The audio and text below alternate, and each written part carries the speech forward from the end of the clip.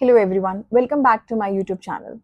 आज पढ़ेंगे 12th class में इंडियन इकोनॉमिक डेवलपमेंट का चैप्टर नंबर 2 जिसका नाम है इंडियन इकोनॉमी 1950 टू 1990। हमने पिछले चैप्टर में ये पढ़ा कि कैसे ब्रिटिशर्स हमारी कंट्री में आए, उन्होंने हमारी कंट्री के ऊपर रूल करना शुरू कर दिया एंड हमारी इकोनॉमी को इतना खराब कर दिया, इतना डैमेज किया कि हम उससे रिकवर नहीं कर पा रहे थे। तो जब ब्रिटिशर्स 1947 में हमें छोड़ के गए, हमने बोला हम तो बहुत स्मार्ट है, हम कुछ भी कर सकते हैं, हम बहुत सारे टाइप की पॉलिसीज लेकर आ सकते हैं, हम बहुत स्मार्ट लोग हैं, हम अपने आप अपनी इकोनॉमी को चलाएंगे। तो इस पूरे चैप्टर में हम ये समझेंगे जो हमारे 3 मेजर सेक्टर्स हैं, प्राइमरी सेक्टर, सेकेंडरी सेक्टर और टर्शरी सेक्टर। हमने उन तीनों सेक्टर्स में क्या क्या इनिशिएटिव्स लिए, क्या वो इनिशिएटिव्स एक्चुअली में काम करे या नहीं करे, और 1990 तक मतलब 40 साल बाद हमारे क्या हालात थे। ठीक है, सबसे पहले पढ़ते हैं इकोनॉमिक सिस्टम। इंडिया का इकोनॉमिक सिस्टम क्या था और इकोनॉमिक सिस्टम का मीनिंग क्या होता है। सो economic system is an arrangement by which economic problems of the country is solved. अब तीन हमारी सेंट्रल क्या बनाए, कैसे बनाए, किसके लिए बनाए, याद करो 11th क्लास में सबसे पहले चैप्टर में पढ़ाया जाता था 3 central problems of an economy. What to produce, civil goods बनाए, वॉर गुड्स बनाए, कितनी क्वांटिटी में बनाए। How to produce, LIT technique, labour intensive या फिर कैपिटल इंटेंसिव, कौन सी टेक्निक्स को यूज करें। फिर तीसरा हमारा क्या आता था, फॉर हुम टू प्रोड्यूस, अगर गुड्स बनाने हैं तो किसके लिए बनाए, इकोनॉमी में रिच के लिए बनाए, पुअर के लिए बनाए, प्रोडक्शन करें किसके लिए, right. Types of economic system, 3 type होते हैं, कैपिटलिस्ट, सोशलिस्ट और मिक्स्ड इकोनॉमिक सिस्टम। सबसे पहला हमारा आता है कैपिटलिस्ट इकोनॉमी। कैपिटल, जिसके पास पैसा है वो इन्वेस्ट करे। जितना भी हमारा प्राइवेट सेक्टर के जो लोग हैं जो इन्वेस्ट करते हैं, इंडिविजुअल्स, बिजनेस, फर्म, जो हमारी कंपनी में पैसा लगा रहे हैं, हमारी कंट्री के अंदर पैसा लगा रहे हैं, वो किसके अंदर आ गए, कैपिटलिस्ट। तो बेसिकली जब हम प्राइवेट सेक्टर की बात करते हैं, 1907 में स्टैब्लिश हुआ था TISCO, Tata iron and steel company, एक प्राइवेट ऑर्गेनाइजेशन। दूसरा इकोनॉमिक सिस्टम आता है हमारा सोशलिस्ट इकोनॉमी। सोशल, दिमाग में डाल लो, जहां पर वर्ड आ गया सोशल, यानी कि हम बात कर रहे हैं वेलफेयर की, हम बात कर रहे हैं पुअर पीपल की, जिनका वेलफेयर हम करना चाहते हैं। अब as a capitalist, as an individual, why will a person think about the poor person? It is only the government of the country who thinks about the welfare, who thinks about the marginalized section of the society. And third आता है mixed economic system, थोड़ा सा capitalist, थोड़ा सा socialist, उन दोनों का एक कॉम्बिनेशन में लाके हम क्या बना देते हैं, एक मिक्स्ड इकोनॉमिक सिस्टम। अब मिक्स्ड इकोनॉमिक सिस्टम के अंदर दोनों पब्लिक और प्राइवेट सेक्टर साथ में काम करते हैं। मिक्स्ड इकोनॉमी इंडिया के लिए एक बहुत बढ़िया ऑप्शन था। देखो समझो, कैपिटलिस्ट इंडिया कर नहीं सकता। हम कहते हैं ना, दूध का जला छाछ भी फूक के पीता है। क्यों? जब ब्रिटिशर्स आए थे इंडिया में, ईस्ट इंडिया कंपनी लेकर आए थे, उनका पर्पस क्या था, हम इंडिया के अंदर आएंगे, अपना ट्रेड करेंगे, चले जाएंगे। तो इंडिया किसी कैपिटलिस्ट पे तो भरोसा नहीं कर सकता। जब ब्रिटिशर्स हमें छोड़ के गए, उस टाइम पे ना poor section of the society बहुत ज्यादा था और रिच बहुत कम थे, तो हमें उनका ध्यान भी रखना था। तो हम कैपिटलिस्ट तो नहीं ला सकते। आ जाओ सोशलिस्ट पे। सोशलिस्ट में हमें कहते हैं कि भाई इकोनॉमी में सरकार के पास इतना पैसा ही नहीं था कि पूरी इकोनॉमी हम सिर्फ सोशलिस्ट के भरोसे चला सकें। भाई गवर्नमेंट इतना इन्वेस्टमेंट नहीं कर सकती, हमारी इकोनॉमी बिल्कुल एम्प्यूटेटेड इकोनॉमी, बिल्कुल खराब इकोनॉमी, कोई पैसा नहीं है हमारे पास। कैपिटलिस्ट हम लाना नहीं चाहते, सोशलिस्ट हम कर नहीं सकते। तीसरा क्या ऑप्शन बचा इंडिया के पास, सिर्फ और सिर्फ मिक्स्ड इकोनॉमी का। तो गवर्नमेंट ने बोला ठीक है, कैपिटलिस्ट भी लेकर आते हैं, सोशलिस्ट भी लेकर आते हैं, दोनों मिलके साथ में काम कर लेंगे। तो इंडिया ने ऑप्ट करा एक मिक्स्ड इकोनॉमिक सिस्टम। यहां पर पढ़ते हैं, देखो, India is a mixed economic system. Reason, socialist economy, complete dilution of private ownership, it was not possible. Capitalist, less chances of welfare, उस टाइम पे पुअर लोग बहुत ज्यादा थे। तो as a result India adopted mixed economic system. तो अभी तक हमने क्या पढ़ा कि 3 सेंट्रल प्रॉब्लम्स थी हमारे पास, what to produce, how to produce and for whom to produce. हमारे पास 3 टाइप के इकोनॉमिक सिस्टम है, कैपिटलिस्ट जिसमें प्राइवेट सेक्टर है, सोशलिस्ट जिसमें गवर्नमेंट है, और तीसरा हमारा मिक्स्ड इकोनॉमिक सिस्टम, जिसमें हमारा प्राइवेट प्लस गवर्नमेंट दोनों साथ में काम करेंगे। और इंडिया ने कौन सा ऑप्ट करा? मिक्स्ड। कैपिटलिस्ट क्यों नहीं किया? क्योंकि लोगों का वेलफेयर चाहिए था, पुअर लोग ज्यादा थे। सोशलिस्ट क्योंकि हम पूरा प्राइवेट सेक्टर तो हटा नहीं सकते, तो हमारे पास हार के क्या ऑप्शन बचता है? बस एक मिक्स्ड इकोनॉमी सिस्टम। अब इकोनॉमी को चलाने के लिए हमने सोचा हमें प्लानिंग करनी पड़ेगी, तो हम एक नया कॉन्सेप्ट लेकर आए जिसको हमने बोला इकोनॉमिक प्लानिंग। प्लानिंग करेंगे, पूरी इकोनॉमी को रन करने के लिए प्लानिंग करेंगे, जिसको नाम दे दिया इकोनॉमिक प्लानिंग। बढ़िया सा नाम था, कोई दिक्कत नहीं। फिर हम कहते हैं उसके अंदर हमने क्या करा? मेजर डिसीजंस लिए, भाई इकोनॉमी को कैसे चलाना है, किस तरीके से चलाना है। तो इंडिपेंडेंस मिली 1947 में, लेकिन प्लानिंग कमीशन सेटअप कब किया? 1950 में। और फर्स्ट 5 ईयर प्लान लेकर आए 1951 में। ये ध्यान रखना, पेपर में बहुत बार कंफ्यूजन हो जाती है। Planning commission setup 1950, first 5 year plan 1951, बिल्कुल अच्छे से ध्यान रखना। दूसरा, प्लानिंग कमीशन का चेयरमैन कौन है? पंडित जवाहरलाल नेहरू। और उसका आर्किटेक्ट कौन है? PC Mahalanobis. Last year board के पेपर में एक क्वेश्चन आया था, who is the architect of planning commission? Option दे दिया पंडित जवाहरलाल नेहरू, पीसी महालानोबिस भी ऑप्शन दे दिया। और बहुत सारे बच्चे, ट्रस्ट में, जब मैं बोर्ड की आंसर शीट चेक करी थी, बहुत सारे बच्चों ने उसमें जवाहरलाल नेहरू लिखा और पीसी महालानोबिस नहीं लिखा, ये ध्यान रखना। तो इसका पर्पस क्या है प्लानिंग कमीशन का? हम ये चाहते थे, हमें ना ये जानना है कि इकोनॉमी में कितने लोग हैं और कितने रिसोर्सेज हैं। मान लो 1000 रिसोर्सेज हैं और उस पर काम करने के लिए सिर्फ 10 ही लोग हैं, तो क्या हम ऑप्टिमली यूज कर पाएंगे? टाइम लगेगा ना रिसोर्सेज को यूज करने के लिए। तो मेरे को ये जानना है कितने लोग हैं, कितने रिसोर्स हैं, ताकि मैं उनको इफेक्टिवली यूज कर पाऊं। तो हमारा फर्स्ट 5 ईयर प्लान आया 1 अप्रैल 1951। नाम से पता चल रहा है 5 ईयर प्लान, 51 से 5 साल गिन लो, 1956 पे पहुंच जाओगे। तो इसके अंदर हमें जो कैलेंडर ईयर है वो नहीं लेना, हमें लेना है फाइनेंशियल ईयर, ये ध्यान रखना। फिर हम बात करते हैं गोल्स की। भाई प्लानिंग करिए ना, प्लान जब हम बनाते हैं तो हमें गोल सेटअप करते हैं कि भाई आज मैं पढ़ने बैठी हूँ, मैं 4 घंटे पढ़ूंगी और मेरे को by the end of 4 hours मेरे को 4 चैप्टर, 3 चैप्टर, 2 चैप्टर, व्हाटएवर मेरे को वो खत्म करने हैं। या मेरा पेपर आ रहा है, मेरा टारगेट है भाई मेरे को 100 में से कम 99 मार्क्स तो चाहिए ही चाहिए। तो इस तरीके से हम गोल बनाते हैं। प्लान बनाएंगे तो भाई कुछ अचीव करने के लिए प्लान बनाते हैं। सरकार ने बोला कि भाई ठीक है, अगर हम प्लानिंग कर रहे हैं तो हम 4 बेसिक गोल्स बनाते हैं, जिसको हमने बोला ग्रोथ, मॉडर्नाइजेशन, सेल्फ रिलायंस और इक्विटी। सॉर्टेड। ग्रोथ, नाम से पता चल रहा है मैं चाहती हूँ मेरी कंट्री की जीडीपी बहुत ज्यादा बढ़ जाए, ग्रोथ। दूसरा, मैं चाहती हूँ इकोनॉमी में मॉडर्नाइजेशन आए। मॉडर्न कैसे होता है इंसान? 2 तरीके से मॉडर्न होता है, या तो अपनी सोच से मॉडर्न होएगा या टेक्नोलॉजी का मॉडर्न करके मॉडर्न होता है। तीसरा तरीका क्या है? Self reliance. भाई अपनी प्रोडक्शन है, हम अपने आप कर लेंगे, हमें किसी और की जरूरत ही नहीं है, सेल्फ रिलायंस। चौथा, इक्विटी। भाई दो जनों को, अगर एक मैन और वुमेन है, हमें उनको इक्विटी के साथ ट्रीट करना चाहिए। 2 वर्ड होते हैं, एक होता है इक्वालिटी, एक होता है इक्विटी। इक्वालिटी, इक्वल रिस्पेक्ट मिलनी चाहिए, इक्वल राइट्स मिलने चाहिए, इक्वल अपॉर्चुनिटीज मिलनी चाहिए।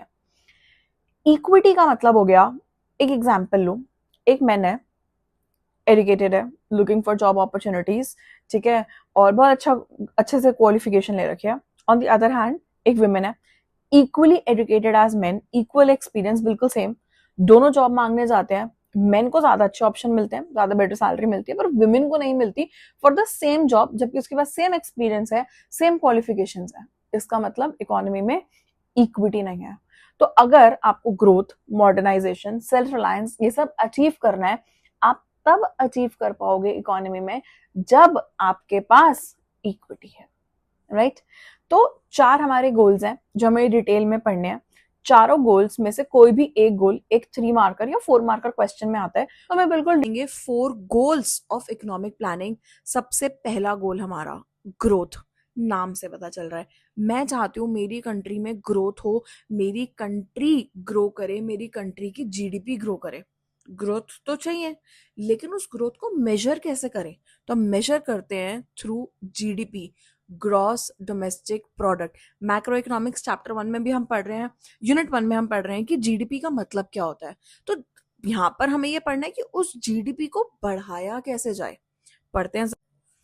Growth basically increase in country's capacity to produce the goods and services, and the indicator of growth is GDP. Again, the final value of goods and services which all the three sectors of the economy are producing, they are planning to produce, that is GDP. अब अगर हम तीनों sectors primary, secondary और टर्जरी, तीनों sector में जो goods and services बन रहे हैं उनकी वैल्यू इंक्लूड करेंगे तो मेरे को क्या मिल जाएगा? जीडीपी। अब मैं ये चाहती हूँ कि मेरी कंट्री की जीडीपी बढ़े, मेरी कंट्री की जीडीपी इंक्रीज हो। जब जीडीपी बढ़ेगी तभी तो इकोनॉमी में ग्रोथ आएगी। फिर वो कहता है more goods and services, it means people enjoy rich and varied life. Easy है, ग्रोथ नाम से समझ आया। जीडीपी, जीडीपी हमें क्या करनी है? इंक्रीज करनी है। दूसरा गोल हमारा आता है मॉडर्नाइजेशन। मैंने पिछली वीडियो में ही बोला था, मॉडर्नाइजेशन, इंसान मॉडर्न दो तरीके से होता है, अपनी सोच से मॉडर्न होता है और टेक्नोलॉजी से मॉडर्न होता है। टेक्नोलॉजी से मॉडर्नाइजेशन मेरे को समझ में आती है कि भाई मेरे को नई नई टेक्नोलॉजी चाहिए अपनी कंट्री में, नई टेक्नोलॉजी आएगी मेरी कंट्री ग्रो करेगी। और सोच से मॉडर्न कैसे होना है? हमें विमेन को इक्वल अपॉर्चुनिटी देनी है कि भाई वो भी इकोनॉमी में काम कर सके। तो पढ़ते हैं, adoption of new technology increase the production of goods and services through new technology. मतलब इंडिया जो एक लेबर इंटेंसिव कंट्री है, try to shift to labour intensive की जगह कैपिटल इंटेंसिव, और farmers can increase output by new type of machine. Change in social outlook, it requires change in social outlook such as gender empowerment. यहाँ पर gender empowerment, of course हम यहाँ पे किसकी बात कर रहे हैं? वुमेन एम्पावरमेंट की बात कर रहे हैं।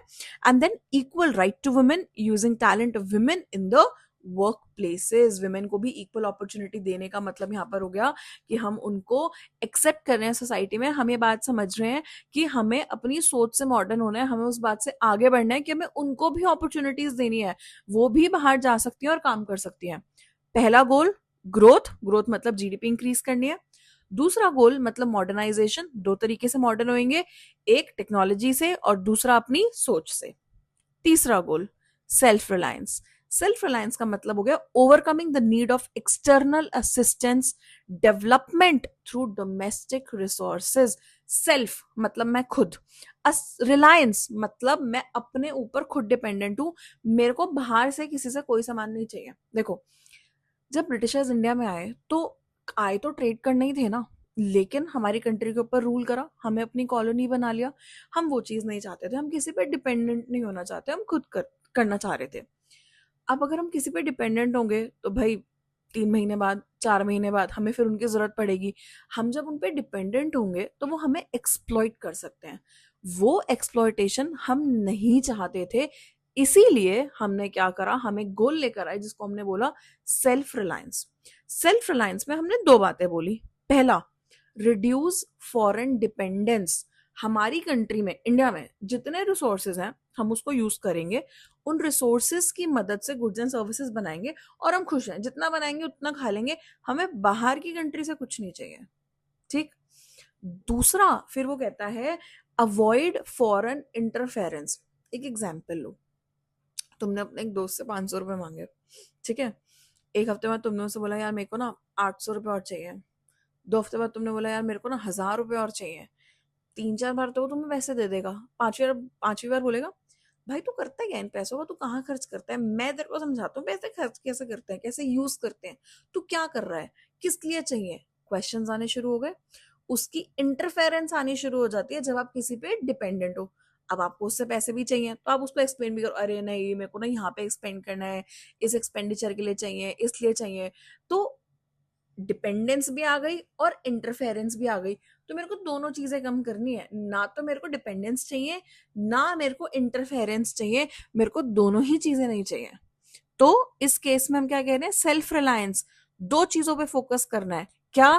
पहला, मेरे को फॉरेन डिपेंडेंस कम करनी है। दूसरा, मेरे को फॉरेन इंटरफेरेंस भी कम करनी है। रीड करते हैं, reduce foreign dependence, it is necessary to reduce our dependence on foreign country, so stress was on the self reliance. Dusra, avoid foreign interference, dependence on imported food supplies, foreign technology and foreign capital, it would have increased the interference. We didn't want that, we wanted to reduce it. So 3 goals we have studied: growth, GDP increase करनी है। Modernisation, दो तरीके से, technology से और अपनी सोच से। तीसरा गोल सेल्फ रिलायंस। सेल्फ रिलायंस मतलब फॉरेन डिपेंडेंस हमें कम करनी है और फॉरेन इंटरफेरेंस कम करनी है। एक बहुत ही फेमस क्वेश्चन है, बोर्ड के पेपर में आता है, Atmanirbhar Bharat has its roots from the time of independence, from the time when we talked about the word self-reliance. So do you agree with this statement? तो या of course आत्मनिर्भर भारत भी यही कहता है ना कि हमें इंडिया में प्रोडक्शन प्रमोट करनी है। हम चाहते हैं फॉरेन कंपनीज इंडिया में आए, यहाँ पर आके प्रोडक्शन करे, अपना प्रोडक्शन हब सेटअप करे। तो हम तो फॉरेन कंट्री पे डिपेंडेंस कम करना चाहते हैं अपनी। तो टेक्निकली तो हम एक ही बात बोल रहे हैं। तो फॉरेन इंटरफेरेंस, फॉरेन डिपेंडेंस, ये सब हमें कम करनी है। तो जो आत्मनिर्भर भारत कॉन्सेप्ट जो मोदी जी ने लॉन्च किया है, technically has its roots from the goals of the 5-year plan, and that goal is self-reliance. Next goal पे आते हैं, which is equity. Equity read करते हैं पहले. It ensures benefits of economic prosperity. It must be availed by all the three sectors of the society, the rich as well as the poor in the society. Everyone should be able to meet his or her basic needs. Inequality in the distribution of wealth should be reduced. ये जब हम wealth distribution की बात करते हैं या economics में कभी भी हम बेसिक कॉन्सेप्ट्स की भी बात करते हैं, तो मेरे को ये समझ में आता है कि भाई I need to reduce the gap between the rich and the poor. उसी से इक्विटी इंश्योर होगी, इक्वालिटी इंश्योर होगी। अगर एक जॉब अपॉर्चुनिटी है, उसके लिए दो कैंडिडेट्स अप्लाई कर रहे हैं, एक मेल है एक फीमेल है, दोनों इक्वली एजुकेटेड हैं, इक्वल एक्सपीरियंस है, तो ऐसा नहीं होना चाहिए कि मेल को ज्यादा सैलरी मिले as compare to a female, right. हम ये चाहते हैं कि इकोनॉमी में इक्वालिटी हो। और अगर आपको बाकी सारे गोल्स अचीव करने हैं, आपको मॉडर्नाइजेशन, ग्रोथ, सेल्फ रिलायंस, ये सब अगर आपको अचीव करना है, आप तभी अचीव कर सकते हो जब इकोनॉमी में इक्वालिटी होगी। Equity aims to raise the standard of living of all the people. Objective of growth, modernization and self-reliance may not improve kind of life, but equity can. तो अगर equity सबसे पहले आएगा तभी बाकी सारे गोल्स आएंगे। देखो, पॉलिसीज ऑफ एग्रीकल्चर, हम दो पॉलिसीज लेकर आए। पहला लेकर आए लैंड रिफॉर्म और दूसरा लेकर आए ग्रीन रेवोल्यूशन। आई रिपीट, पहला लेकर आए लैंड रिफॉर्म और दूसरा हम लेकर आए ग्रीन रेवोल्यूशन। लैंड रिफॉर्म्स में हमने दो चीजें करी। क्या क्या? Abolition of intermediaries and land ceiling. इसको एक बार छोटा सा रीड करते हैं और फिर डिटेल में समझते हैं कि ये है क्या। लैंड रिफॉर्म्स मतलब change in ownership of land holdings through abolition of intermediaries. And green revolution, बहुत बार तुमने सुना होगा, HYV सीड्स की मदद से जब हम प्रोडक्शन इंक्रीज करते हैं उसको हम बोलते हैं green revolution. Land reforms detail में पढ़ते हैं। Refers to the change in ownership of land holding. There was a great need of land reforms. Land reforms were needed to achieve the equity. बहुत बार पेपर बच्चे क्या करते हैं, abolition of intermediaries पढ़ जाएंगे, लैंड सीलिंग पूरा पढ़ जाएंगे, सारा पढ़ लेंगे डिटेल में।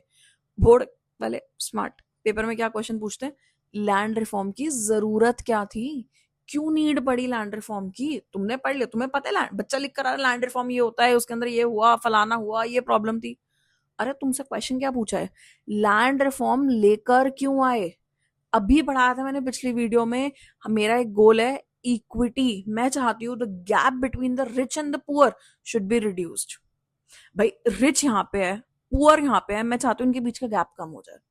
इनके बीच का गैप कैसे कम होगा? भाई रिच से थोड़ा सा पैसा ले लो, रिच का लैंड ले लो, नीचे ले आओ।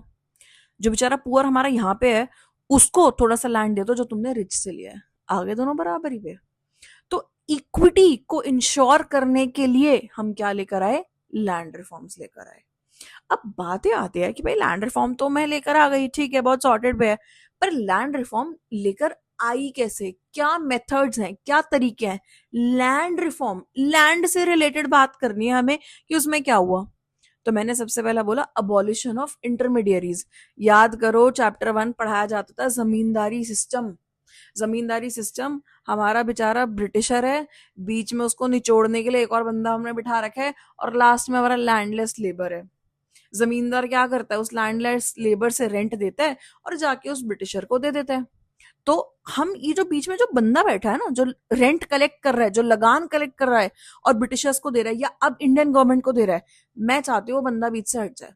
मैं चाहती नहीं कोई बीच में हो। मैं चाहती हूँ मेरा बेचारा लैंडलेस लेबर और गवर्नमेंट आपस में एक दूसरे के कॉन्टैक्ट में आ जाए, बीच में कोई बंदा ही ना हो, कोई कमीशन नहीं, कोई बंदा नहीं, कोई ब्रोकरेज नहीं, डायरेक्ट गवर्नमेंट की डीलिंग लैंडलेस लेबर के साथ हो।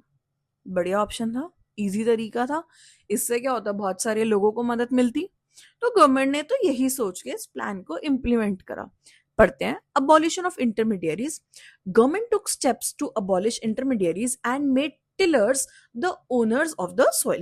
This would give incentive to the tiller to improve the production and output. Conclusion: many tenants came in direct contact with the government and the output was increased and their contribution to the growth of agriculture also improved.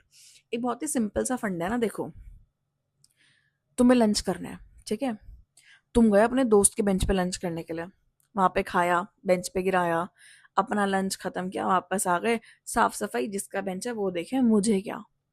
लेकिन अगर अपने ही bench पे बैठ के खाना खाओगे, उस पर कुछ गिरेगा तो उसको साफ भी करोगे, क्योंकि तुम्हें पता है तुम्हारा ही बेंच है, तुम्हें वहीं बैठना है और वहीं खाना पीना है, सफाई करोगे ना उसकी। सेम सिचुएशन गवर्नमेंट ने करी। भाई अगर आप किसी को ओनरशिप दे दोगे तो उसको ना एक वो सेंस ऑफ बिलोंगिंगनेस आएगी कि यार ये जगह ना मेरी है, मेरे को इसको क्लीन करना है, मेरे को साफ सफाई करनी है, या मेरे को इस जगह से आउटपुट निकालना है। तो गवर्नमेंट ने यही करा। गवर्नमेंट ने जो टेलर्स थे उनको ओनर बना दिया। भाई उनको सेंस ऑफ बिलोंगिंगनेस आई, उन्होंने प्रोडक्शन करनी शुरू करी और एग्रीकल्चरल आउटपुट एक डिसेंट तरीके से हमारा बढ़ना शुरू हो गया। लेकिन इंडिया में लॉ बाद में आता है, उसके लूपहोल पहले आ जाते हैं। कैसे? क्रिटिसिज्म पढ़ते हैं जरा। Loopholes in legislation, tenants were evicted and landlord themselves became the self cultivators. अब भाई वो बेचारा खुद ही कल्टिवेटर बन गया, नहीं नहीं मैं ही गरीब इंसान हूँ, मेरे पास खुद ही कोई लैंड नहीं है, ठीक है, तो टेनेंट्स को तो उन्होंने हटा ही दिया, उनको भगा दिया, इविक्ट कर दिया। अब उन बेचारों के पास लैंड ही नहीं, कुछ बचा ही नहीं, और जो अच्छे खासे ओनर्स थे वो खुद ही ऐसे विक्टिम बन गए कि नहीं हम ही गरीब ओनर है, हमें ही जरूरत है। And then poorest agricultural labor did not benefit from these kind of land reforms. उन बेचारों को कोई फायदा नहीं हो, उन बेचारों को कोई नहीं पूछ रहा। दूसरा हमारा आया लैंड सीलिंग। लैंड सीलिंग देखो, दो वर्ड्स समझो, एक होता है सीलिंग कमरे में ऊपर, फ्लोरिंग नीचे, सीलिंग मतलब top, maximum. Land ceiling, government ने लैंड को मैक्सिमम, लैंड की मैक्सिमम लिमिट सेट कर दी कि भाई किसी एक बंदे के पास इससे ज्यादा लैंड नहीं हो सकता। मान लो मेरे पास बहुत सारा लैंड है, 1000 एकड़ लैंड है मेरे पास, गवर्नमेंट ने बोला किसी बंदे पे 200 एकड़ से ज्यादा लैंड हो ही नहीं सकता, होगा तो हम ले लेंगे। अब भाई मैंने अपनी मेहनत से जोड़ा है लैंड, मैं गवर्नमेंट को क्यों दूं अपना लैंड। अब यहाँ पर गवर्नमेंट का एक वैलिड पॉइंट है कि भाई आपके पास जब इतना लैंड है, बेचारे पुअर लोग हैं उनके पास नहीं है, तो आपसे लेके पुअर को देंगे और इक्विटी का गोल अचीव कर लेंगे। गवर्नमेंट तो अपनी जगह सही है, लेकिन एज एन इंडिविजुअल मेरे को तो ये लगेगा ना यार मेरे से मेरा लैंड ले लिया। तो अगेन लूप होल, मैंने क्या करा, स्पाउस, पेरेंट्स, भाई बहन, मैंने उनके नाम पे लैंड ट्रांसफर करना शुरू कर दिया। मैंने डाला कोर्ट में केस कि यार गवर्नमेंट ये तो गलत कर रही है, ऐसा तो नहीं होना चाहिए। और इतने में वो केस हुआ, मैंने करा लैंड ट्रांसफर और मैंने दिखा दिया मेरे पास तो लैंड ही नहीं है, कुछ है ही नहीं। तो यहाँ पर क्या हुआ, land ceiling. Government has set up the maximum limit of the land that a person can have. और अगेन इसमें भी बहुत सारे लूप होल्स निकल गए। इसको रीड करते हैं। Land ceiling refers to fixing the specified limit of land which could be owned by an individual. After a specified limit, all land will be taken over by the government. The purpose was to reduce the concentration of land ownership in few hands. भाई अगर 1000 एकड़ land मैं ही लेकर बैठी हूँ तो बाकियों को तो कुछ मिल ही नहीं रहा ना, तो मैं वो कंसंट्रेशन कि भाई एक ही जने के पास इतना सारा लैंड है, मैं वो कम करना चाहती हूँ। मैं सबको थोड़ा थोड़ा थोड़ा थोड़ा लैंड देना चाहती हूँ ताकि इक्वल डिस्ट्रीब्यूशन हो, इक्विटी आए इकोनॉमी में। This promoted equity in agriculture. Objective government का था। प्रॉब्लम क्या आई, criticism. Land ceiling was challenged by big landlords. Delayed time was used by landlord to get the land registered in the name of the close relatives. तो ये हमने किया। Conclusion: Land reforms were successful in Kerala and West Bengal because government of these states were very serious to implement all of these laws. Vast inequalities in land holdings were still there. There were various states who could not implement these kind of land reforms. So again, हमने जब agriculture sector पढ़ना शुरू किया तो हमने दो बातों के बारे में बात करी. पहला, लैंड रिफॉर्म गवर्नमेंट लेकर आई. दूसरा, ग्रीन रेवोल्यूशन लेकर आई. लैंड रिफॉर्म में भी दो चीजें हुई. पहला, अबॉलिशन ऑफ इंटरमीडियरीज, जो बीच का बंदा हमें वो हटाना है. हम चाहते हैं गवर्नमेंट और जो टिलर है वो डायरेक्ट कॉन्टैक्ट में आ जाए. और दूसरा, गवर्नमेंट ने क्या करा, लैंड सीलिंग. लैंड सीलिंग मतलब एक मैक्सिमम लिमिट सेट कर दी कि एक इंसान के पास कितना लैंड हो सकता है. Right, easy. कंक्लूजन, कौन कौन सी दो जगहों पे सक्सेसफुल था, Kerala and West Bengal. Agriculture sector में दूसरी चीज हुई थी ग्रीन रेवोल्यूशन. जब हमने ग्रीन रेवोल्यूशन की बात करी तो पॉइंट ये है कि पहले प्रॉब्लम क्या थी, ग्रीन रेवोल्यूशन लाने की ज़रूरत क्या पड़ी. याद करो चैप्टर 1 में जब हम एग्रीकल्चरल सेक्टर के बारे में बात कर रहे थे उसमें हमने कुछ पॉइंट्स पढ़े थे. क्या? 75% of the people were dependent on agriculture. दूसरा, प्रोडक्टिविटी वॉज वेरी लो, कि भाई एग्रीकल्चर में काम हो रहा है लेकिन आउटपुट नहीं आ रहा. Then dependency on the monsoon, भाई अगर बारिश होगी तो उस साल का एग्रीकल्चरल आउटपुट तो बहुत अच्छा होगा, लेकिन अगर बारिश नहीं हुई तो एग्रीकल्चरल आउटपुट नहीं आएगा. And then stagnation in agriculture, भाई इतनी रुकावट, मतलब एग्रीकल्चरल सेक्टर ग्रो ही नहीं कर रहा. तो हमें इस विशियस सर्कल से बाहर आना था. गवर्नमेंट ने एक बहुत ही बेस्ट ऑप्शन सोचा, that is use of HYV seeds, high yielding variety seeds. इसको रीड करते हैं. Green revolution, it led to large increase in the production of food grains due to use of HYV seeds, especially for wheat and rice. देखो, government ने बोला हम सारी चीज़ों के लिए ग्रीन रेवोल्यूशन नहीं लेके आएंगे, हम दो फेजेस में ग्रीन रेवोल्यूशन को लेकर आए. सबसे पहले फेज में हमने फोकस करा वीट और राइस पे कि भाई एक लिमिटेड चीज़ को प्रोड्यूस करके देखते हैं, अगर वो सक्सेसफुल हुई तो हम बाकी चीज़ों की प्रोडक्शन भी HYV सीड्स को यूज़ करके करेंगे.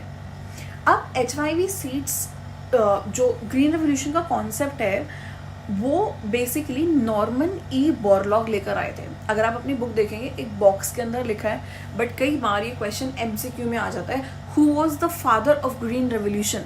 So it is Norman E Borlaug. लेकिन इंडिया में ग्रीन रेवोल्यूशन कौन लेकर आया? MS स्वामीनाथन. ये कुछ नेम्स हैं जो हमें याद रखने पड़ेंगे. ग्रीन रेवोल्यूशन इंडिया में आया 1966 में. Then green revolution was successful due to high yielding variety of seeds, adequate irrigation facility and application of fertilizers, pesticides, insecticides. Government ने ना तो सिर्फ सीड्स प्रोवाइड करे बल्कि गवर्नमेंट ने वाटर फैसिलिटीज़ प्रोवाइड करी, इरिगेशन फैसिलिटीज़ प्रोवाइड करी.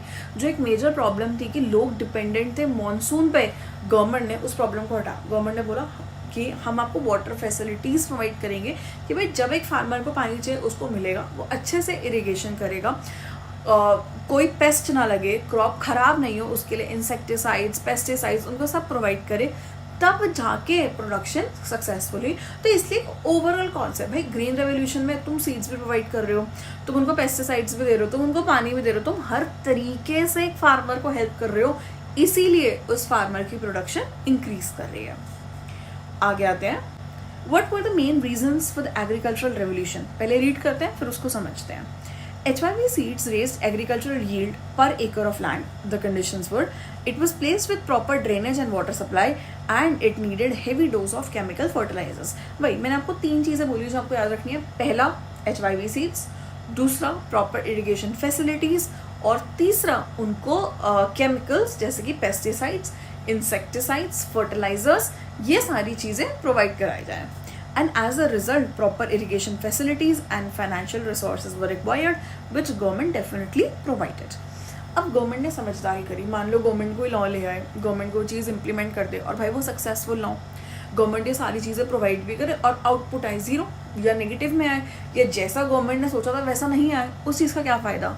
तो गवर्नमेंट ने स्मार्टनेस दिखाई. गवर्नमेंट ने कहा हम एक काम करते हैं, ग्रीन रेवोल्यूशन को फेजेस में लेकर आते हैं, फेज 1 और फेज 2। तो फेज 1 में हमने लिमिटेड स्टेट्स में और सिर्फ 2 चीज़ों व्हीट और राइस पे फोकस किया, एंड देन फेज 2 में जब हमने देखा कि यार फेज 1 तो बहुत सक्सेसफुल है, बहुत ही बढ़िया है, फिर हम बाकी चीज़ों में लेकर आए ग्रीन रेवोल्यूशन। तो success of green revolution in 2 phases. First phase, it benefited states like Punjab, Andhra Pradesh, Tamil Nadu, and majorly helped wheat growing areas. And in the second phase, it spread to more states, benefited more variety of crops, right? So what were the advantages or the important effects of the green revolution? सबसे पहला, सबसे important, attaining marketable surplus. तुम ये सोचो, जहाँ पे 1000 quintal output आ रहा है, वहाँ पे अब 10,000 क्विंटल आउटपुट आना शुरू हो गया। भाई पहले हमारे पास डेफिसिट होता था, पहले हमारे पास कमी होती थी कि हमारे पास फूड ग्रेन्स अवेलेबल नहीं है, हमारे पास व्हीट नहीं है, हमारे पास राइस नहीं है, पल्सेस नहीं है। लेकिन अब हमारे पास मार्केटेबल सरप्लस। पेपर में क्वेश्चन आता है, बोर्ड के पेपर में उठा के देखना, डिफाइन मार्केटेबल सरप्लस। हमने कहा भी देखो कितना छोटा सा पॉइंट पढ़ा है, कहाँ पढ़ रहे हैं, एग्रीकल्चर सेक्टर, उसमें पढ़ रहे हैं ग्रीन रेवोल्यूशन, फिर ग्रीन रेवोल्यूशन के एडवांटेज, उसका एक पॉइंट है मार्केटेबल सरप्लस। पेपर में क्वेश्चन आ रहा है डिफाइन। तो जब हम बात करते हैं डिफाइन मार्केटेबल सरप्लस, वो सरप्लस, वो आउटपुट जो एक सेल्फ कंजम्पशन के बाद बच जाए मार्केट में बेचने के लिए। मान लो मैं एक फार्मर हूँ, मैंने क्या करा, 1000 क्विंटल अपने खेत पे ग्रो करा। भाई मेरे को अपनी सेल्फ कंजम्पशन के लिए भी तो चाहिए, मेरे को अपने घर वालों को भी तो खाना खिलाना है। मैंने उस 1000 क्विंटल में से 300 क्विंटल अपने घर पे यूज़ कर लिया, बाकी बचा 700 क्विंटल, उसका क्या करूँ, जाके मार्केट में बेच दूंगी। आउटपुट एक्स्ट्रा है मेरे पास, मार्केटेबल, वो आउटपुट जो मैं मार्केट में जाकर बेचूंगी, दैट इज मार्केटेबल सरप्लस। हमने क्या करा, वी अटेन्ड मार्केटेबल सरप्लस। हर एक फार्मर के पास इतना आउटपुट था कि वो खुद की सेल्फ कंजम्पशन के लिए भी रख रहा था और बाहर मार्केट में जाके भी बेच रहा था। तो agricultural produce which can be sold in the market after self consumption, huge amount of wheat and rice were produced and sold in the market during green revolution. अब इससे क्या हुआ, गवर्नमेंट के पास भी बफर स्टॉक मेंटेन हो गया। भाई जब इतना स्टॉक मार्केट में है तो गवर्नमेंट ने भी एक्स्ट्रा खरीद के रख लिया कि भाई अगर कभी कोई इमरजेंसी होगी, कोई वॉर लाइक सिचुएशन होगी, नेचुरल क्लैमिटी होगी, तो गवर्नमेंट अपना बफर स्टॉक यूज कर लेगी। तो government started maintaining buffer stock, so that's the second advantage. First was attaining marketable surplus, second one is buffer stock of the food grains. So government produced sufficient food grains which could be used at the time of shortages, right? अब तीसरा point क्या है, it benefited to the low income group. एक example से समझना। पहले जो मैंने अभी एग्जाम्पल लिया था रिसेंटली कि 1000 क्विंटल था और अब 10,000 क्विंटल है। पहले 1000 क्विंटल प्रोड्यूस होता था, ठीक है, सप्लाई लिमिटेड है, लोगों की बहुत ज़्यादा डिमांड है। भाई मैं ये कहती हूँ मैं 100 रुपये दूंगी, तुम मेरे को दे दो। साथ वाला बंदा कहता है भाई मैं 110 रुपये दूंगा, मेरे को दे दो। तुम कहते हो मैं 150 रुपये दे दूंगा, पर ये सामान तो मेरे को चाहिए, मेरे को अपने घर पे खाना है। क्योंकि क्वांटिटी लिमिटेड है, उसका प्राइस बहुत हाई है, पीपल आर विलिंग टू पे मोर प्राइस। जिनके पास पैसा है वो ज़्यादा पैसा दे रहे हैं और उसको खरीद रहे हैं। अब मार्केट में क्या हुआ, मार्केट में सप्लाई बढ़ गई। भाई लोगों की डिमांड तो उतनी है, अगर मेरे को 2 रोटी खानी है, मेरे को 2 ही खानी है ना। ऐसा थोड़ी है कि आटा सस्ता आ रहा है तो मैं 4 रोटी खाना शुरू कर दूंगी, ऐसा तो नहीं हो सकता। लोगों की डिमांड तो फिक्स है, जो उनको खाना है वो तो वो खाएंगे। मार्केट में सप्लाई बढ़ गई, अब 1000 की जगह 10,000 यूनिट मार्केट में अवेलेबल है। तो जो लोग पहले प्राइसेस बढ़ा रहे थे, अब तो वो प्राइस बढ़ेगा ही नहीं, रादर प्राइस कम हो जाएगा। तो वो लोग जो पहले व्हीट, राइस, पल्सेस अफोर्ड नहीं कर पा रहे थे, अब वो लोग भी उसको अफोर्ड कर पाएंगे, वो लोग भी खरीद पाएंगे। तो it really benefited the low income people group in the society. Then there are 2 disadvantages of green revolution. Basically disadvantage भी क्या, रिस्क था। जब आप कोई नई चीज़ लेकर आते हो तो एक छोटा सा रिस्क तो रहता ही है ना कि भाई सक्सेसफुल होगा कि नहीं होगा। तो ऐसे ही ग्रीन रेवोल्यूशन के टाइम पे हमारे पास 2 मेजर रिस्क थे। मेरे पास पहला रिस्क क्या था, रिस्क ऑफ पेस्ट अटैक, कि यार तुम इतनी मेहनत कर रहे हो, तुम इतना पैसा लगा रहे हो, तुम HYV सीड्स सस्ते नहीं थे। जो बहुत अच्छे फार्मर्स थे या जो मिडिल क्लास फार्मर्स थे वही अफोर्ड कर पा रहे थे। जो बिल्कुल पुअर लैंडलेस लेबर्स हैं वो HYV सीड्स अफोर्ड नहीं कर सकते। एक हेड्स अप है तुम्हारे लिए। रिस्क ऑफ पेस्ट अटैक, कि भाई तुमने इरिगेशन फैसिलिटीज़ अपनी अरेंज करी, तुमने HIV सीड्स अरेंज करे, तुमने प्रोडक्शन करी भाई, क्योंकि प्रोडक्शन इतनी लार्ज है तो इसमें पेस्ट अटैक होने के चांसेस बहुत ज़्यादा थे. That was the first risk. दूसरा इसमें रिस्क क्या है? Risk of increase in income inequalities. भाई क्योंकि जो इंसान अमीर है वो HIV सीड्स को अफोर्ड कर पा रहे हैं, तो भाई उसकी प्रोडक्शन यहाँ थी तो यहाँ बढ़ जाएगी, लेकिन बेचारा जो पुअर है वो तो आज भी नीचे ही है. तो the gap between the rich and poor would have increased a lot. तो इनकम इनइक्वालिटी, तो हमने बोला कि यार एक तो पेस्ट का डर है, ऊपर से इनकम इनइक्वालिटी हो जाएगी. जो चीज़ हम कम करना चाहते हैं वो चीज़ और बढ़ जाएगी, तो ये तो हमारे लिए डिसएडवांटेजेस है ना. अब इसका सोल्यूशन गवर्नमेंट को समझ में आया कि भाई दो चीज़ें प्रॉब्लम है. अगर प्रॉब्लम है, हर प्रॉब्लम का सोल्यूशन है. गवर्नमेंट ने पहला सोल्यूशन, पेस्ट की प्रॉब्लम है ना, गवर्नमेंट ने बोले मैं पेस्टिसाइड्स प्रोवाइड करूँगा. गवर्नमेंट ने एक इंस्टीट्यूशन से टाई अप कर लिया, उसको बोला कि भाई तू मेरे से पैसे ले ले, सस्ते में सब्सिडीज़ दे दे मेरे को, और मैं तेरे को पैसे देता हूँ, उसके बदले में तू मेरे को पेस्टिसाइड्स दे दे. गवर्नमेंट ने खरीदा महंगे रेट पे और फार्मर्स को दिया एक सस्ते रेट पे, बीच में सब्सिडीज़ दे दी गवर्नमेंट ने. तो हर किसी को पेस्टिसाइड्स मिल गए, एक रीजनेबल रेट पे मिल गए, ठीक है. And on the other hand income inequality वाले, जो भी लो इनकम ग्रुप वाले लोग थे या जो लैंडलेस फार्मर्स थे, उनको गवर्नमेंट ने बोला कि भाई मैं तुम्हें चीप क्रेडिट प्रोवाइड करता हूँ, तुम मेरे से लोन लो, जाके प्रोडक्शन करो, मार्केट में सामान बेचो, जब पैसे आएंगे तो मेरे लोन के पैसे वापस कर देना. Simple solution. तो रीड करते हैं. Crops were prone to attack by the pest. Even if small farmers adopted technology, this risk could affect them. And then in the increase in risk of increase in income inequalities, only rich people could afford the expensive HIV seeds or could have irrigation facilities because they were very costly. But fortunately, these risks did not come true. And conclusion, government provided loans to the poor farmers so that the gap between the rich and the poor could be decreased. Output on the small farms equaled output on the large farms. ठीक है. Subsidies refers to the financial assistance given by the government to the people of India. Financial मतलब पैसे की help, assistance यानी कि उनकी help करना. तो गवर्नमेंट जब भी लोगों की कोई हेल्प करती है, फाइनेंशियली हेल्प करती है, चाहे उनको गुड्स एंड सर्विसेज प्रोवाइड करती है, किसी भी तरीके से जब कोई असिस्टेंस देती है, तो उसको हम इंडिया में बोलते हैं that government has given subsidies.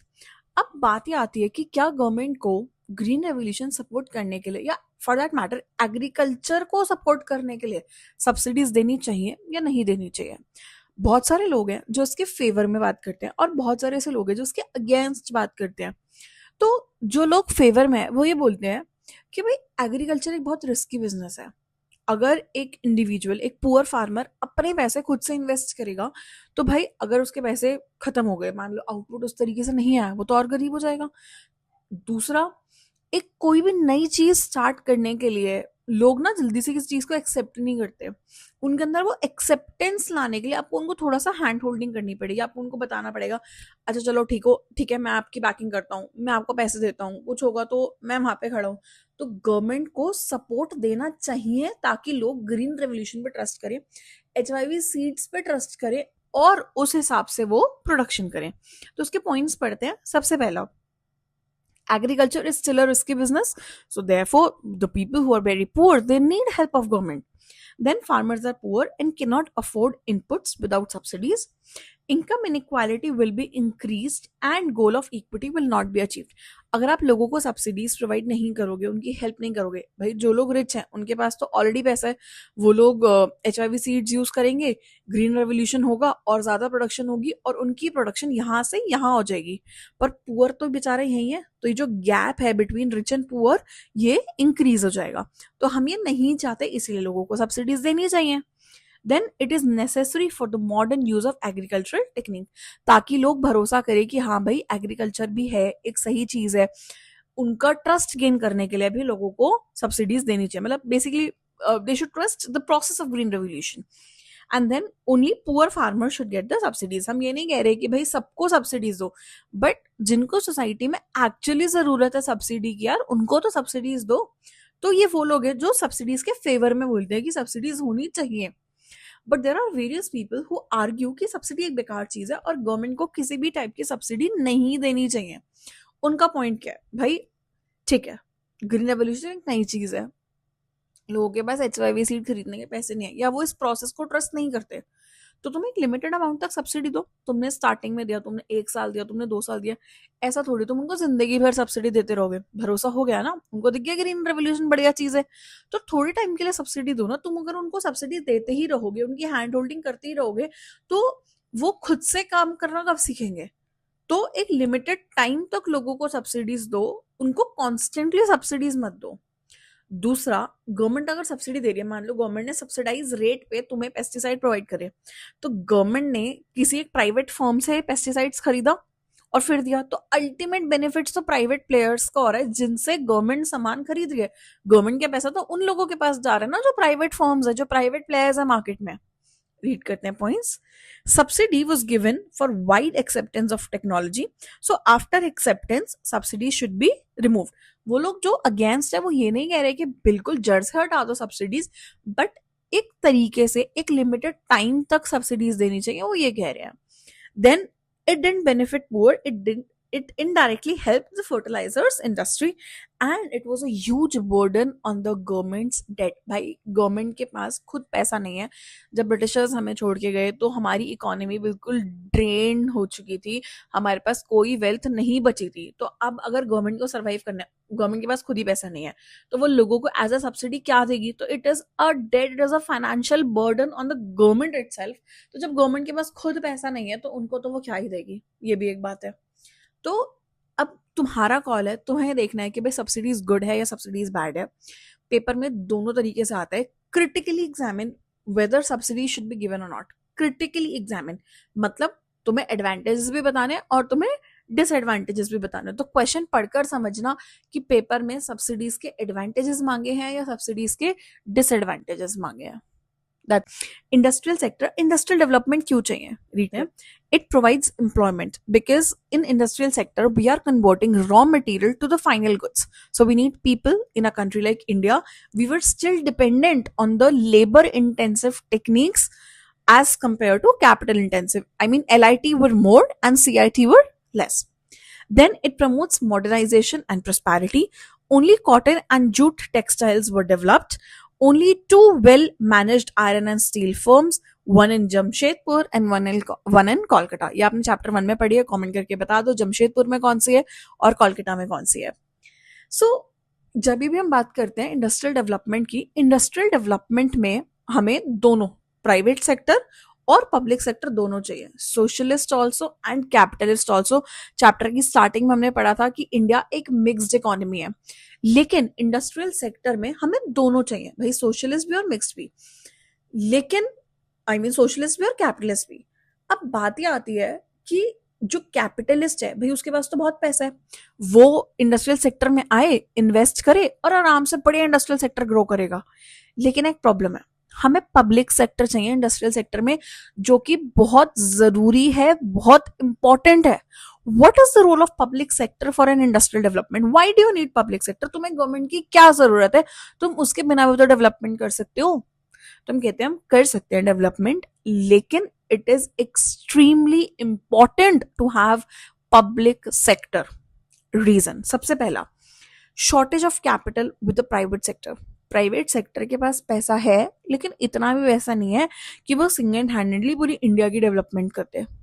दूसरा, lack of incentive for private sector. Private sector कहते हैं चलो मैं पैसा भी लगाऊं, मैं इन्वेस्टमेंट भी करूं, मैं नए नए टाइप के गुड्स भी मार्केट में लेके आऊं। क्या इंडिया के लोगों की इतनी कैपेसिटी है कि वो उन गुड्स को परचेज कर पाए, उनको अफोर्ड कर पाए? क्या उनके पास इतने पैसे हैं? तो मैं इतनी डेवलपमेंट क्यों करूं? मैं किसके लिए करूं? मैं किसके लिए इतना रिसर्च एंड डेवलपमेंट करूं, नई टेक्नोलॉजी लेकर आऊं, इन्वेस्टमेंट करूं? लोगों पे तो पैसा नहीं है इन्वेस्ट करने के लिए। तो इसीलिए पब्लिक सेक्टर का ना इतना भरोसा भी नहीं था कि वो कुछ टेक्नोलॉजी लेकर आए या वो कुछ इन्वेस्टमेंट करें। Then objective of social welfare. अगर प्राइवेट सेक्टर ऑपरेट करेगा, उनका सोल ऑब्जेक्टिव है to earn profit. They will never be there to do the welfare of the people. तो यहाँ पर ये वाला प्रॉब्लम भी आ गया कि भाई उनको तो प्रॉफिट ही चाहिए ना, लेकिन इकोनॉमी में जहां इंडिया में मेजरली लोग उस टाइम पे पुअर थे या मिडिल क्लास में थे, रिच तो बहुत कम थे, तो हमें तो लोगों का वेलफेयर भी देखना था ना। तो 3 मेजर प्रॉब्लम्स थी अगर प्राइवेट सेक्टर होता, इसीलिए मेरे को पब्लिक सेक्टर चाहिए था। पहला, shortage of capital with the private sector, दूसरा, lack of incentive for the private sector, and third, the objective of social welfare. Paper में 3 मार्क्स का क्वेश्चन आता है बोर्ड के पेपर में, what is the role of public sector in the industrial development, as it is question आता है 3 marks का, 3 point लिखे आना, मस्त नंबर मिलेंगे, बिल्कुल बढ़िया। ठीक है, अब ये तो हमें समझ में आया कि भाई हमें पब्लिक सेक्टर चाहिए। गवर्नमेंट ने क्या करा, गवर्नमेंट ने सोचा भैया हम प्रधान हैं, जब इकोनॉमिक प्लानिंग कर रहे थे ना उससे पहले हम एक इंडस्ट्रियल पॉलिसी रेजोल्यूशन लेकर आए। हमने देखा भाई इंडस्ट्रीज में हमें डेवलपमेंट चाहिए, पॉलिसी ले आए, बिना सोचे समझे इम्प्लीमेंट भी कर दी होगी। अब उस टाइम पे क्या रहा पता नहीं किसी को, बट जो फर्स्ट पॉलिसी लेकर आए it was such a big fail. मतलब जो हम अचीव करना चाहते थे वो हम नहीं कर पाए। तो फर्स्ट 5 ईयर प्लान जब खत्म हुआ 1956 में, तो गवर्नमेंट को लगा कि यार जो हम इंडस्ट्रियल पॉलिसी लेकर आए थे ना वो इतनी बढ़िया तो नहीं थी। गवर्नमेंट ने उस पर दोबारा काम किया। गवर्नमेंट सेकेंड इंडस्ट्रियल पॉलिसी लेकर आई 1956 में, आईपीआर 1956, और उसमें बढ़िया बढ़िया चीजें लेकर आई अपने हिसाब से कि यार ये तो बहुत बढ़िया है, ये इम्प्लीमेंट करके देखते हैं, और अगर ये हो गया ना इंडस्ट्रियल सेक्टर तो हमारा अगर यहाँ है ना यहाँ पहुंच जाएगा। ऐसी पॉलिसीज हम लेकर आए। तो इंडस्ट्रियल पॉलिसी रेजोल्यूशन कब आया? 1956। इसमें हमने क्या करा, इंडस्ट्रियल पॉलिसी में हमने बोला it is a policy major which covers various issues connected with different industrial enterprises. अब सबसे पहले तो हमने इंडस्ट्रीज को 3 पार्ट में क्लासिफाई कर दिया भाई, शेड्यूल ए, शेड्यूल बी और schedule C. Schedule A, schedule B, schedule C. Schedule A में हमने बोला वो industries which are owned by the state, owned by the state मतलब सोशलिस्ट सेक्टर वाली। शेड्यूल सी में मैंने बोला they are those industries which are owned by the private sector, capitalist। और बीच में शेड्यूल बी मैंने मिक्स कर दिया ए बी और सी बी। तो बी वो हो गई जिसमें सोशलिस्ट भी है, जिसमें कैपिटलिस्ट भी है, यानी कि कुछ पार्ट प्राइवेटली ओन्ड, कुछ part publicly owned. Easy. Schedule a government, schedule c private, schedule b both public and private. Example देखो, रीड करते हैं। Schedule a, industries exclusively owned by the state, example arms, railway, energy. Schedule c, private sector industries, and then schedule b, state would set up industries and private sector would supplement efforts, example fertilisers and machines. तो हमने सबसे पहले तो classify करा कि भैया हमारे पास 3 इंडस्ट्रीज हैं। उसके बाद हम लेकर आए एक नया कॉन्सेप्ट, इंडस्ट्रियल लाइसेंसिंग। लाइसेंस का कॉन्सेप्ट हमें समझ में आता है, इंडिया में गाड़ी चलानी है लाइसेंस चाहिए, परमिशन चाहिए। तो industrial licensing basically means that the companies need to take permission. अब है क्या, एक बार रीड करते हैं। Industrial licensing, it is a written permission from the government to an individual unit to manufacture goods.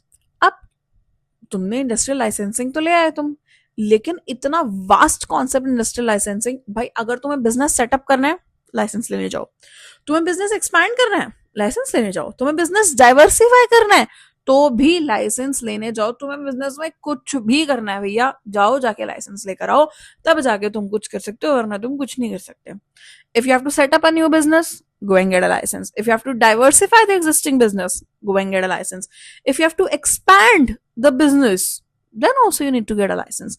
So, as per industrial licensing, no new industries were allowed to set up. कोई नई industry setup नहीं हो सकती, खुद से नहीं setup हो सकती, मतलब आपको पहले जाना पड़ेगा, परमिशन लेनी पड़ेगी।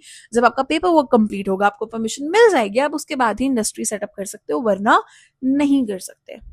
Then easy to obtain license to set up industries in the backward areas। ठीक है भाई, डेवलप्ड एरियाज में या डेवलपिंग एरियाज में थोड़ा मुश्किल है, बट जो अंडर डेवलप्ड एरियाज है, बैकवर्ड एरियाज है, उसमें इंडस्ट्री सेटअप करना इजी था। वहां तो बल्कि गवर्नमेंट सपोर्ट भी कर रही थी, हेल्प भी कर रही थी, and they were also giving tax concession benefits, जैसे वाटर इलेक्ट्रिसिटी बिल फ्री कर दिया उनको, लोन एक सस्ते रेट पर प्रोवाइड कर दिया। तो इस टाइप की सर्विस तो गवर्नमेंट दे रही थी कि भाई अगर आप बैकवर्ड एरिया में इंडस्ट्री सेटअप करोगे तो। Then license to expand or diversify the production was required। Easy, simple। अब इंडस्ट्रियल सेक्टर में ही एक और कॉन्सेप्ट है, बहुत बहुत बहुत इंपॉर्टेंट कॉन्सेप्ट है, स्मॉल स्केल इंडस्ट्री। इसके लिए मैं अलग वीडियो नहीं बना रही, इसी वीडियो में कवर कर रही हूँ, लेकिन बहुत इंपॉर्टेंट क्वेश्चन है, बहुत बार पेपर में आया है, इसको स्टार कर लो, इंपॉर्टेंट लिख लो, पास्ट ईयर के बहुत सारे पेपर्स में तुम्हें कॉन्सेप्ट मिलेगा। Small scale industry basically it is defined with reference to the maximum investment in an asset. 1950 में कोई भी ऐसी इंडस्ट्री जिसमें मैक्सिमम इन्वेस्टमेंट 5 लाख रुपए की है उसको स्मॉल स्केल इंडस्ट्री बोलते थे। आज के टाइम पे ये लिमिट 1 करोड़ हो गई है। तो अगर कोई भी ऐसा बिजनेस, कोई भी ऐसी इंडस्ट्री जिसमें इन्वेस्टमेंट, मैक्सिमम इन्वेस्टमेंट 1 करोड़ है, वो स्मॉल स्केल में आती है। उस टाइम पे 1950 में क्या था, 5 लाख की इन्वेस्टमेंट। तो स्मॉल स्केल इंडस्ट्री का जो कॉन्सेप्ट है वो कार्व कमिटी ने दिया था 1955 में, जिन्होंने कॉन्सेप्ट, मतलब एक कमिटी सेटअप हुई, curve, KARVE, curve committee setup हुई 1955 में, उसने एक कॉन्सेप्ट दिया स्मॉल स्केल इंडस्ट्री। अब स्मॉल स्केल इंडस्ट्री के लिए हमने क्या करा, स्मॉल स्केल इंडस्ट्रीज के लिए ना, मतलब क्योंकि इन्वेस्टमेंट देखो उस टाइम पे 5 लाख रुपए है, 5 लाख रुपए में कोई मशीन नहीं आ सकती थी, तो मेजरली तुम्हारी लेबर इंटेंसिव। तो भाई जितनी स्मॉल स्केल इंडस्ट्री है वो लोगों को एम्प्लॉयमेंट प्रोवाइड कर रही है, क्यों, क्योंकि सारी लेबर इंटेंसिव है। गवर्नमेंट ने स्मॉल स्केल इंडस्ट्रीज को प्रमोट करने के लिए क्या किया, बहुत ऐसे गुड्स हैं जो रिजर्व कर दिए। भाई ये वाला गुड कौन बनाएगा, सिर्फ और सिर्फ स्मॉल स्केल इंडस्ट्री बनाएगी, उसके अलावा कोई और इन गुड्स को नहीं बना सकता। इजी तरीका है, बढ़िया तरीका है। भाई इससे क्या होगा, जो बाकी के बड़े बड़े इंडस्ट्रियलिस्ट हैं वो इसमें एंटर नहीं करेंगे। बड़े इंडस्ट्रियलिस्ट है तो उनको तो इकोनॉमीज ऑफ स्केल मिलेगा, तो गवर्नमेंट ने गुड्स रिजर्व कर दिए, भाई ये वाले गुड्स तो सिर्फ स्मॉल स्केल इंडस्ट्रीज ही बनाएगी। इसको रीड करते हैं। Small scale industries lead to employment generation. Since capital is less, more labor is there, it is labor intensive, and it provides employment to a large number of people. Then reservation of products, government reserved certain products to be only manufactured by the small scale industries. And then various concessions were given to the small scale industries, जैसे कि tax were decreased, interests were provided at a lower rate, and certain other kind of benefits were given to them. So small scale industries, यही आपको paper में लिख के आना है, कब आई, क्या होती हैं, कितनी उनकी लिमिट है, आज उनकी लिमिट कितनी है, और 2 मेजर पॉइंट्स, पहला एम्प्लॉयमेंट प्रोवाइड करता है, दूसरा कुछ ऐसे हैं जो उन्हीं के लिए रिजर्व्ड हैं, मतलब कुछ गुड्स हैं जो सिर्फ और सिर्फ स्मॉल स्केल इंडस्ट्रीज ही बनाएंगे और कोई नहीं बनाएगा। इजी। में पढ़ा कि कैसे ब्रिटिशर्स हमारी कंट्री में आए, हमें एक्सप्लॉइट किया, हमने इकोनॉमिक प्लानिंग सेटअप करी 1947 के बाद, देन एग्रीकल्चर सेक्टर के रिफॉर्म्स, इंडस्ट्रियल सेक्टर, और आज बारी है फॉरेन सेक्टर, फॉरेन ट्रेड के बारे में पढ़ने की। तो फॉरेन ट्रेड की जब हम बात करते हैं तो फॉरेन सेक्टर में हम बहुत डर गए थे। जब ईस्ट इंडिया कंपनी, जब ब्रिटिशर्स हमारी कंट्री में आए तो वो ट्रेड करने ही तो आए थे, but they end up ruling on India. So we were very scared, and hence we implemented a strategy which is known as inward looking trade strategy. Inward looking मतलब अपने इंडिया के अंदर देखो और उसमें जो तुम ट्रेड कर सकते हो तुम वो करो, जो तुम्हारे पास रिसोर्सेज हैं उनको यूज करो, उनको बनाओ, उनको खाओ, उनको अपनी कंट्री में रखो। ना हम बाहर से किसी को अपनी कंट्री में आने देंगे और ना ही कोई बंदा हमारी कंट्री से बाहर जाएगा। ठीक भाई, एक्सपोर्ट्स की जब हम बात करते हैं, हमारे पास इतना डेफिसिट था, हम खुद की नीड्स तो फुलफिल नहीं कर पा रहे थे, तो बाहर भेजने की ऑप्शन तो छोड़ ही दो कि भाई हमारे पास सामान ही नहीं है बाहर भेजने के लिए, डेफिसिट है कंट्री में। दूसरा, अगर मान लो हम सोच भी लेके हमें बाहर भेजना है तो हमारी क्वालिटी उनके स्टैंडर्ड्स को मैच नहीं कर पाती, तो इसलिए एक्सपोर्ट्स का तो ऑप्शन ही हट गया। बात आती है इंपोर्ट्स की, तो गवर्नमेंट ने बोला कि भैया इंपोर्ट भी नहीं करने, बट बहुत सारे ऐसे इंडिविजुअल्स होते हैं जिनको हम नहीं मना सकते, तो गवर्नमेंट ने क्या करा, उस पर इम्पोर्ट ड्यूटीज लगा दी। गवर्नमेंट 2 कॉन्सेप्ट ले आई, टेरिफ और कोटा। टेरिफ और कोटा पढ़ने से पहले आ जाओ नोट्स में पढ़ते हैं फॉरेन ट्रेड की पॉलिसीज। तो trade policy, import substitution, that is inward looking trade strategy. Inward looking trade strategy, then import substitution, it refers to the policy of replacement और substitution of imports by the domestic production. हम बाहर से नहीं करेंगे, अपनी country में जो resources available है उनको यूज करके डोमेस्टिक प्रोडक्शन करेंगे। अब बातें आती है कि हम इस पॉलिसी को लेकर क्यों आए। इसके पीछे 3 रीजंस हैं। पहला reason, protect domestic producers from the foreign competition. अगर गुड्स बाहर से आएंगे तो हमें बहुत सस्ते मिलेंगे, बहुत अच्छी क्वालिटी मिलेगी, तो जो हमारे डोमेस्टिक प्रोड्यूसर्स है उनके गुड्स को कौन परचेज करेगा? तो इसलिए हमने क्या बोला कि भाई हम जो भी अपने डोमेस्टिक प्रोड्यूसर्स हैं हम उनको बचाना चाहते हैं, हम उनको एक ऑप्शन देना चाहते हैं कि भाई आप प्रोडक्शन करो और आपके गुड्स इंडिया में बाय एंड सेल करे जाएं। देन दूसरा वो कहता है safe foreign currency and foreign exchange. अगर इंपोर्ट करेंगे तो हमें उनको पेमेंट करने के लिए उनकी करेंसी में पेमेंट करनी पड़ेगी, तो उससे क्या होगा, हम उनकी करेंसी की डिमांड कम कर देंगे जब हम बाहर से गुड्स ही नहीं मंगवाएंगे। मान लो मेरे को एक पेन यूज करना है, मैं कहा इंडिया में जो पेन है ना मेरे को वो अच्छे नहीं लग रहे हैं, मेरे को बाहर के एक फॉरेन कंट्री से पेन मंगवाना है। मान लेते मैंने बोला यूएसए से एक पेन चाहिए, पेन आएगा, मेरे को पेमेंट करनी पड़ेगी डॉलर्स में, तो यानी कि मैं तो अपनी करेंसी की वैल्यू और कम कर रही हूँ, मेरे पास फॉरेन रिजर्व्स वैसे ही नहीं है और फॉरेन रिजर्व्स को कम कर लो कि भाई मैं यूएस डॉलर अपनी कंट्री से निकाल के उनकी कंट्री में भेज रही हूँ। तो टू सेव फॉरेन करेंसी और foreign exchange and then no foreign competition, हम चाहते ही नहीं थे कि कोई फॉरेन कंपटीशन हो, जो डोमेस्टिक प्रोड्यूसर्स हैं हम सिर्फ उनको सपोर्ट करना चाहते थे, that's it. So to implement this, government introduced two things. First is tariff and second is quota. Tariff याद रखो, टी से टेरिफ, टी से टैक्स। जो बाहर से गुड्स आएंगे उन पे टैक्स जब लगाया जाता है तो उस टैक्स को बोलते हैं टेरिफ। तो एक अनदर मतलब एक दूसरा नाम दे दिया उसको, instead of calling it tax we are calling it as tariff. मान लो मैंने पेन मंगवाया, ठीक है, और गवर्नमेंट कहती है उस पर 200% का टैक्स है, तो हम क्या बोलेंगे, उस पर 200% का टेरिफ है कि भाई अगर पेन 100 रुपए का है तो वो तुम्हें 300 रुपए का पड़ेगा टैक्स लगाना। कोटा, क्यू से कोटा, क्यू से क्वांटिटी। गवर्नमेंट ने क्वांटिटी लिमिट कर दी कि आप बाहर से सिर्फ और सिर्फ इतनी ही क्वांटिटी मंगवा सकते हो, इससे ज्यादा क्वांटिटी आप नहीं मंगवा सकते। So this is known as quantity restriction, that you limit the number of goods that you can import from another country। मैंने कहा मैं एक काम करती हूँ, अमेरिका से पेन मंगवा के इंडिया में बेचना शुरू कर देती हूँ, पर गवर्नमेंट ने कोटा सेट कर दिया, भाई आप 10 से ज्यादा पेन मंगवा ही नहीं सकते। So this is quantity restriction, this is quota। Let's read। Tariff, imposing heavy duty on imported goods. The purpose is to make the foreign goods expensive so that the people are discouraged to import goods from the outside country। And then quota, it is a non tariff barrier. तो barrier दो तरीके से होता है। 2024 या 25 के board के paper में क्वेश्चन था, differentiate between tariff and non tariff barriers. तो tariff barrier itself is tariff and non tariff barrier में जब आपको ग्रेड 12 में पढ़ाते हैं वो है कोटास।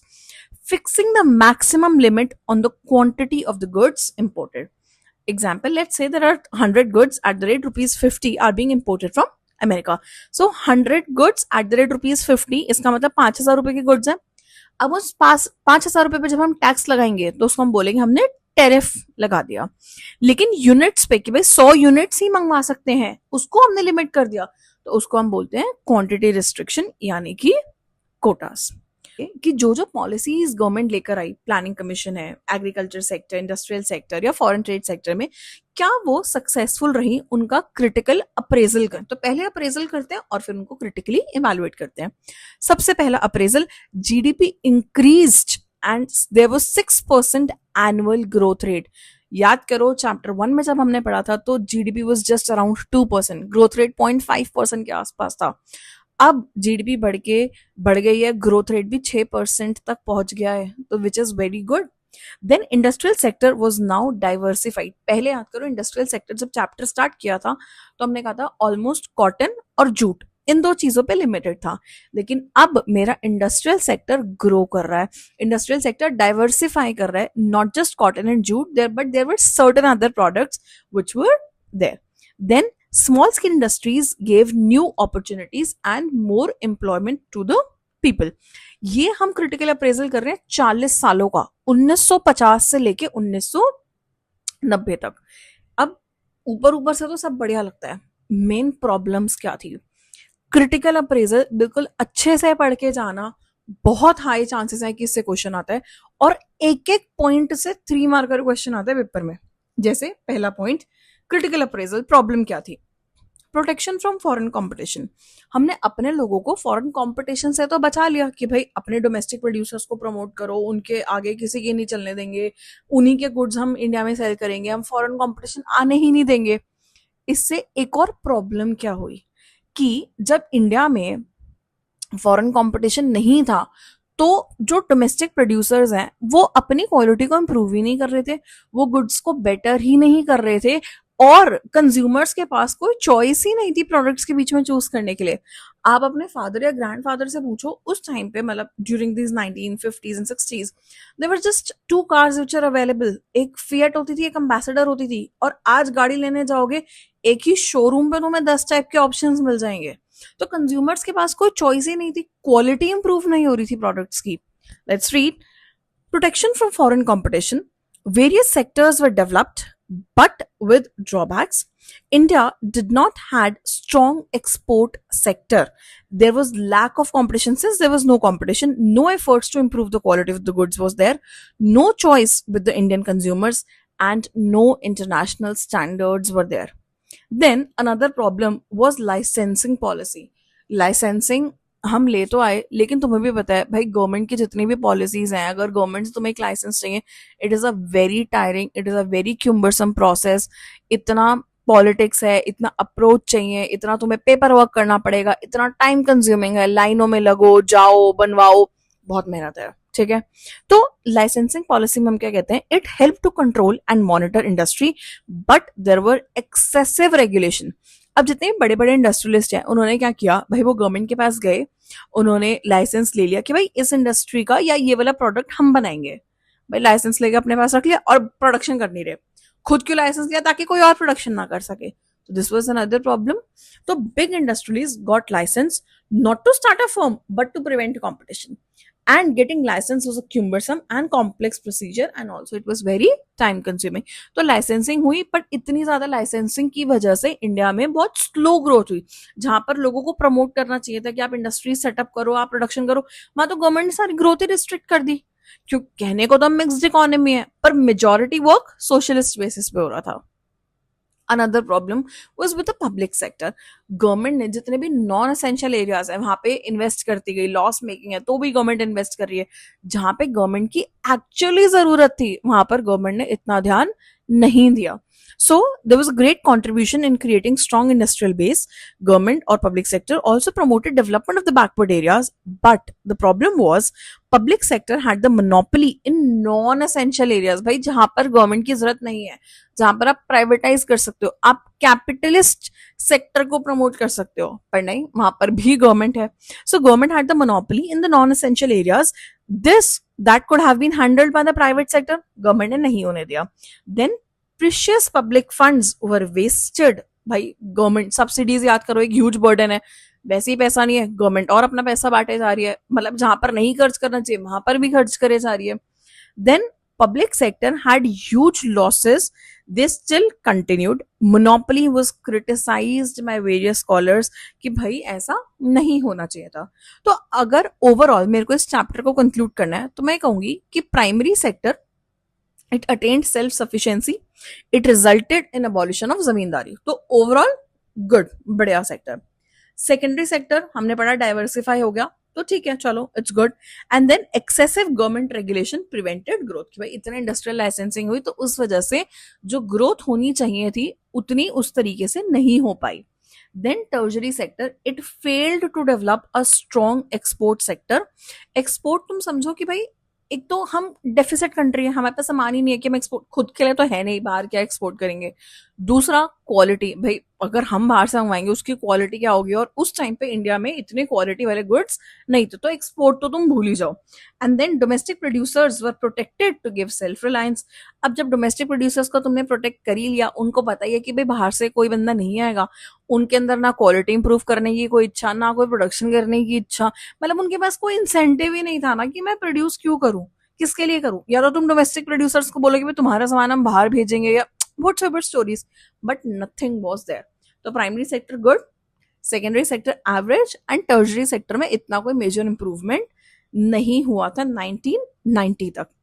अब नेक्स्ट में पढ़ेंगे कि कैसे हमने 1991 में पेस पकड़ा, 1990 तक क्या सिवियर प्रॉब्लम्स थी और उनको हमने ओवरकम कैसे किया, और क्या वो जो 1991 का डिसीजन था, न्यू इकोनॉमिक रिफॉर्म्स थे, लिबरलाइजेशन, प्राइवेटाइजेशन, ग्लोबलाइजेशन, क्या वो अच्छे थे या नहीं थे।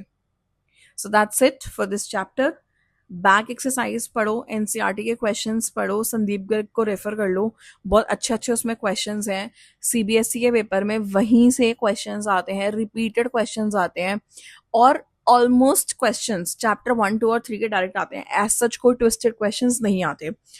बॉक्सेस हैं, उन बॉक्सेस को भी पेपर में अच्छे से पढ़ के जाना है, उनमें से क्वेश्चंस आते हैं। स्टैंडर्ड रिपीटेड क्वेश्चन है, पिछले 5 साल के पेपर भी देखोगे तुम्हें पता चल जाएगा कि कौन सा टॉपिक पेपर में आता है, राइट।